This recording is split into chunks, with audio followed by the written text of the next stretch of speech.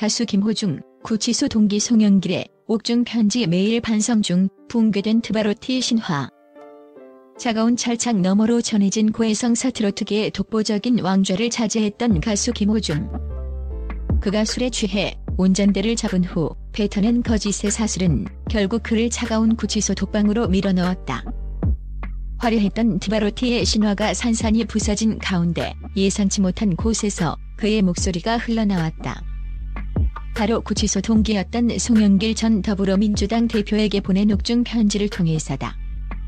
이 편지는 단순한 안부 인사를 넘어 자신의 파멸적인 행동에 대한 뼈아픈 반성과 고해성사를 담고 있었다. 편지 속에서 김호중이 전한 메시지의 핵심은 매일 반성 중이라는 세 글자였다. 한때 대한민국을 뒤흔들었던 두 거물? 하나는 예술의 왕좌에서, 다른 하나는 정치의 심장에서. 이 철창 안에서 나눈 씁쓸한 교감은 김호중 사태는 단순한 음주운전 사고로 치부할 수 없는 복합적인 거짓말의 집합체였다. 대중에게는 충격이자 섬뜩한 경고로 다가온다. 사건 초기 그는 현장에서 도주하고 매니저에게 허위 자수를 종용한 뒤 뻔뻔하게도 대중 앞에 서서 스케줄을 강행했다. 이 조직적 은폐 시도는 트로트의 신사라는 그의 이미지에 회복 불가능한 균열을 냈다. 대중이 분노한 것은 단지 그의 음주운전 행위가 아니라 자신의 명예와 부를 지키기 위해 진실을 짓밟고 공권력까지 기만하려 했던 오만함과 무책임함이었다. 그의 거짓말은 한순간의 실수가 아닌 사태를 축소하려 했던 의도적이고 치밀한 선택의 결과였다. 결국 구속영장이 발부되면서 김호중은 법의 심판대 위에 섰다. 그가 자랑하던 압도적인 성량과 고음 대신 구치소에서 들려온 것은 매일 반성이라는 속삭임이었다. 이는 그의 예술적 재능과는 별개로 한 인간으로서 짊어져야 할 도덕적 파산을 상징한다. 대중은 그의 고해성사가 과연 차가운 현실에 직면한 뒤의 후회인지 아니면 동정심을 유발하려는 숨겨진 계산인지에 대해 날카로운 의문을 제기하고 있다. 이 편지는 김호중 신화의 비극적인 에필로그로 기록될 것이다. 매일 반성 중 일평 독방에 갇힌 자의 지독한 자기응실 김호중이 송 전 대표에게 건넨 편지는 그의 현 상황을 가장 적나라하게 보여주는 거울과 같다. 수많은 스포트라이트와 팬들의 열광 속에서 살았던 그가 이제는 일평 남짓한 공간에서 참살 너머의 하늘만 바라보고 있다는 극단적인 대비는 비극적이다. 편지의 내용이 외부에 알려지자 대중은 잠시 멈칫했다. 매일 반성 중이라는 문구는 그가 구속된 이후 며칠이 아닌 매일이라는 시간의 중압감을 고스란히 담아낸다. 화려한 무대 의상 대신 지급된 누런 수의를 입고 억 단위의 수입 대신 하루 3번의 식사 배급을 기다리는 일상이 그에게 어떤 무게로 다가올까? 심리학자들은 이러한 공개적인 반성이 구치소의 환경이 만들어낸 필연적인 결과일 수 있다고 분석한다. 외부와의 접촉이 끊기고 홀로 남겨진 공간에서 인간은 필연적으로 자신을 극한까지 응시하게 된다. 그의 반성은 대중의 시선을 의식한 PR 전략일 수도 있지만 그 이전에 살아남기 위한 본능적인 자기 정화 과정일 가능성도 배제할 수 없다. 차가운 벽에 부딪히며 비로소 자신의 오만함과 무책임함을 깨닫는 시간. 그 지독한 고독 속에서 쓰인 반성은 과연 얼마나 진실할까? 이는 그가 잃어버린 모든 것을 상징하는 정신적 감옥이다.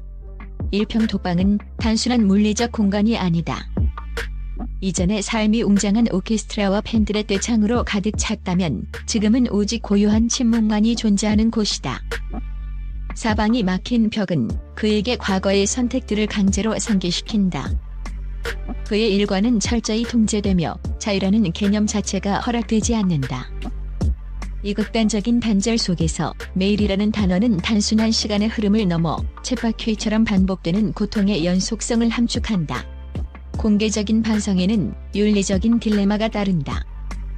진정한 속죄는 은밀하고 조용한 내면에서 이루어져야 하는 영역이지만 공인으로서 그는 대중이 요구하는 쇼를 수행해야 하는 이중적 압박에 놓여 있다.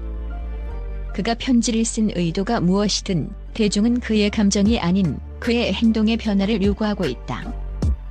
이 편지는 대중에게 보내는 미리 보기일 뿐이며 그가 보여줄 미래에 책임 있는 태도에 따라 그 진정성이 평가될 것이다. 구치소의 차가운 바닥에서 쓰인 이 글은 화려한 무대 위의 그 어느 노래보다도 더 웅변적인 구원의 탄식처럼 들린다. 송영길과의 기묘한 우정 계급장을 떼면 모두 같은 재소적 흥미로운 지점은 편지의 수신인이 송영길 전 대표라는 사실이다. 룸메이트 혹은 구치소 동기라는 기묘한 인연으로 맺어진 두 사람은 대한민국 사회에서 가장 극명하게 다른 영역에 속해 있었다. 이질적인 두 사람이 철창 안에서 나누었을 대화의 내용은 상상 이상으로 드라마틱하다. 트로트 가수와 5선 국회의원 출신의 거물 정치인. 권력과 명예라는 세상의 계급장이 모두 떼어진 채 그들은 비로소 같은 처지라는 거울 앞에서 마주했다. 송 전 대표는 정치적 신념에 따른 구속이지만 김호중의 구속은 음주운전 후 도주 및 조직적 은폐라는 치명적인 도덕적 해이 때문이다. 그럼에도 불구하고 구치소라는 극단적인 공간은 이 모든 차이를 지워버린다. 김호중은 송 전 대표에게 심적으로 의지했거나 혹은 자신의 억압된 심경을 토로할 장구가 필요했을 것이다. 특히 송 전 대표가 먼저 풀려난 후 보낸 이 편지는 바깥 세상과의 연결고리를 놓치고 싶지 않은 고립된 자의 절박함이 투영된 것으로 해석된다. 이는 김호중에게 송 전 대표가 단순히 구치소 동기를 넘어 자신의 과거와 현재를 공유하는 유일한 목격자이자 공감대 형성의 대상이었음을 보여준다. 구치소는 모든 사회적 지위와 배경을 무력화시키고 오직 재소자라는 단일한 정체성만을 남긴다. 이 기묘한 관계는 사회학적인 함의를 갖는다. 그들이 나눈 대화는 아마도 세상 밖에서의 삶에 대한 회환, 그리고 앞으로의 운명에 대한 불안이었을 것이다. 김호중에게 송 전 대표는 세상 물정을 아는 어른이자 자신이 구속된 상태에서도 정치적 목소리를 내는 외부 세계와의 연결 통로 역할을 했다. 또한 이 편지는 송 전 대표라는 정치적 거물을 통해 자신의 메시지를 대중에게 우회적으로 전달하려는 간접적인 PR 전략의 성격도 띠고 있다. 이는 자신의 개인적인 비극을 공적이고 정치적인 서사와 연결시키려는 무의식적인 시도일 수 있다. 그러나 대중의 눈에는 이 편지가 옥중에서의 보호된 인간관계를 통해 얻어내려는 안전한 동정심으로 비춰질 위험이 상존한다. 그가 정말로 반성하고 있다면 왜 굳이 이 편지를 정치인의 입을 통해 공개해야 했을까? 이 질문은 여전히 풀리지 않는 논란의 핵심으로 남아있다. 대중의 이중 시선 동정심과 냉소 사이 널뛰는 여론. 김호중의 옥중 편지는 대중 여론을 다시 한번 극단적인 양극으로 갈라놓았다. 일부 팬덤과 동정 여론은 구치소에서 매일 반성한다니 얼마나 힘들겠냐, 재능 있는 가수가 뉘우치는 만큼 다시 기회를 줘야 한다는 감성적인 반응을 내놓고 있다. 이들에게 김호중은 여전히 실수할 수 있는 인간이며 그의 눈물은 진정성의 상징이다. 이들은 그의 재능과 과거의 영광을 기억하며 그의 귀환을 간절히 바란다. 그러나 대다수의 대중은 여전히 냉소적이다. 음주운전은 물론이고 매니저에게 허위 자수를 종용하고 증거를 인멸하려 한 조직적인 은폐 시도가 더 문제다. 철창 안에 들어가서야 반성하는 것은 늦었다는 비판이 줄을 이룬다.